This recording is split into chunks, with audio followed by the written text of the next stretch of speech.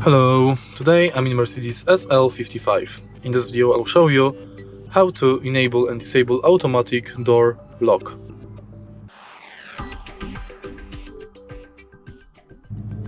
In the beginning, let's take a look at the steering wheel and use these three panels to navigate for speedometer display. Firstly, using these two buttons, find steering wheel settings, speedometer display settings. Now press the top arrow button to enter menu. Using plus-minus button, select vehicle. Press the top arrow button. And now using plus-minus button, select on or off. And that's it. If you find this video helpful, please leave like, comment and subscribe.